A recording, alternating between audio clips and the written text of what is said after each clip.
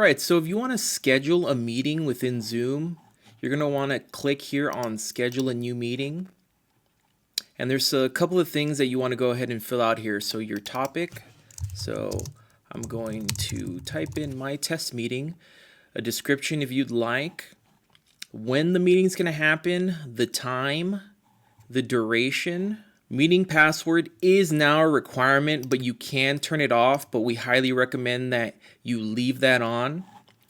Whether you want video on for the host or the participant, and all this means is that once you enter the meeting, that video will automatically turn on or off. You can still enable it once you're in the meeting, but this kind of saves you the trouble of having to do that. For audio, we recommend leaving both telephone and computer audio on. That gives folks options to call in if they'd like. Meeting options, so it's really up to you what you want to go ahead and enable, but I'll go ahead and explain what each means. Enable join before host means that before you even launch the meeting, folks can join the meeting and wait for you to enter the meeting.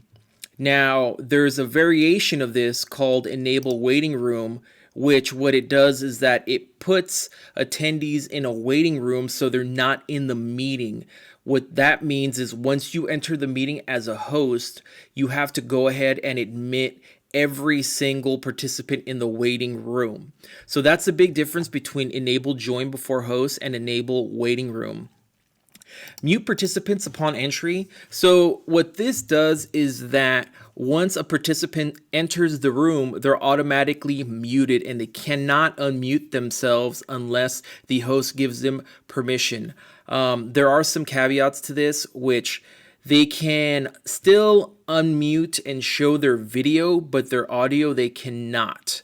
So that is a minor difference to a webinar, but you get the majority of the same functionality with mute participants upon entry.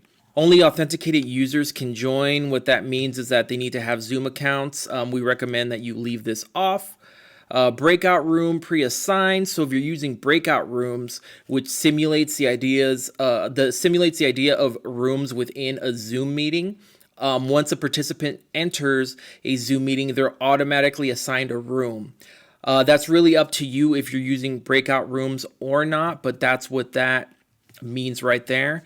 Record the meeting automatically. We would definitely recommend that you turn that on if you plan to record multiple meetings. From there, then you have alternative hosts. So if you have other folks that you want to make hosts within the Zoom meeting, you can go ahead and leave their email in this box and separate it by commas if there's multiple hosts. From there, you'll click save. And here's all your meeting information. Now, what you'll want to go ahead and do is invite folks to your meeting. So you can either copy this URL here and send it in an email, or you can copy the entire invitation just by clicking copy meeting invitation, which we definitely recommend because it also gives you the password for the meeting here. And actually with the meeting URL, the password is automatically added as well. But copy meeting invitation will also add the phone number for folks to call in if they don't have access to a computer. You would just click here, copy meeting invitation, and it would copy it to your clipboard. The other thing you could do also is add to your Google Calendar, which here it's going to want me to sign in to my SCU, and then it's asking me if I want to give Zoom access, which I have in the past. It's asking me again, so I'll go ahead and click allow, and now it created a Google calendar invite, and from here I could actually add guests that I wanted to invite, and it would send it to them as a Google invite that they can either accept or deny. Let me go ahead and go back here.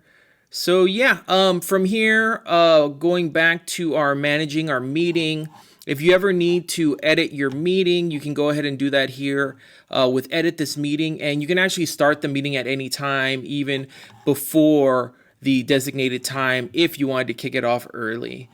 Now with scheduled meetings, if I go ahead and click here on meetings, You can see it's here in my test meeting. I can go ahead and click on my test meeting and it'll bring me back here to all my meeting settings. So that's a quick rundown on meetings. You can schedule as many meetings as you like, and you're limited to 300 participants per meeting. In the next video, I'll go ahead and go over recordings.